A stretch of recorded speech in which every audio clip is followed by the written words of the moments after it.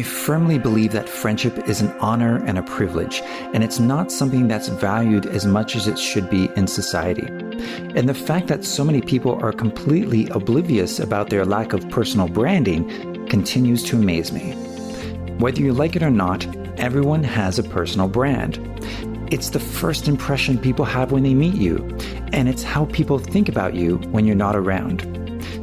The classic mistake when it comes to personal branding is when people believe that because they have great careers, because they're intelligent, and because they're good people, that they should automatically have a great personal brand, and therefore they should be in great demand to be invited to private events, but of course, that's not the case. The fact is, people who spend time working on their personal brand get invited to more private social gatherings, which gives them more opportunities to meet more potential friends, and as a result, they have more opportunities to turn potential friends into actual friends. So needless to say, it's very much in your best interest to be aware of your existing personal brand as it stands now, and to be aware of how you can improve it. There are 4 main reasons why you should develop a great personal brand for your social life. Number 1, there is competition when it comes to finding friends. A lot of people have no idea about the amount of competition in what I like to call the friendship marketplace.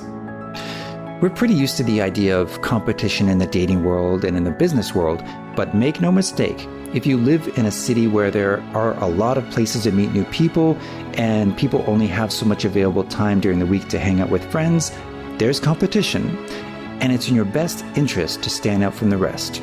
Number 2, you get invited to more private social gatherings. A lot of people are unaware of the process of how people get invited to private social gatherings, and I'm not talking about the case where the organizer is one of your existing friends. As an organizer of both public and private social gatherings, I'm going to tell you the secret, and this is one of the most important things to remember in this entire bootcamp. Many people who organize public events also organize private events.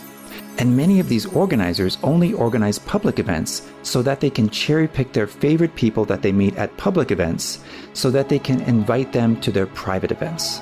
So what you're looking at when you see a public event is the tip of the iceberg when it comes to the organizer's social life.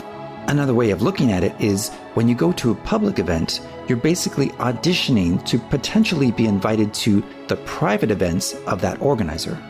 And just like me, that organizer may organize private events with their friends every month or every few weeks.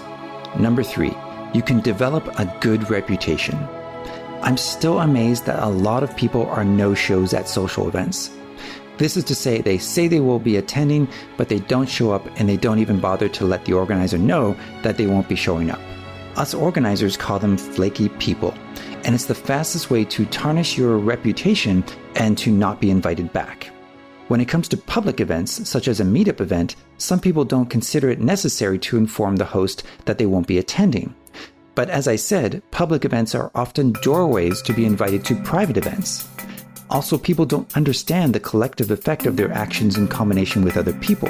For example, if 10 people sign up to a meetup event in a restaurant where the organizer made a reservation and only 5 people show up, it will be pretty embarrassing for the organizer, and there will likely be tension between the restaurant owner and the organizer of the event because they reserved a large table of 10 people. It all comes down to being considerate and respectful of the organizer. Since most people are not organizers, most people have no idea about the impact of no-shows and arriving late. The main thing to consider here is that your reputation is under your control, and one of the worst ways to make a bad first impression is to have a reputation for being unreliable. And finally, number 4, you can reboot your reputation. The great thing about moving to a new city is that you can completely rebrand yourself. For example, if you are someone who is known for being shy in your old city, it is within your power to say, what the hell?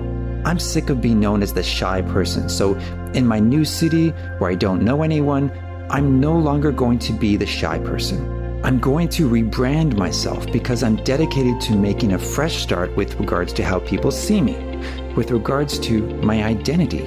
The good news is that you don't need to move to a new city to reboot your reputation. If you are someone who didn't invest a lot of time into your personal branding in the past, and maybe you've even created a bit of a bad reputation for being unreliable, it doesn't matter. Now is the time to reboot your personal brand the way you want it to be. Part of taking control of your social life is to take control of your personal brand despite whatever your personal brand used to be. Please find the worksheet titled Personal Branding, and using a pencil, place an X beside the areas that you feel you still need to work on in order to improve your personal brand. In the next section, you're going to start scheduling your list of events to attend. So I'll see you in the next section.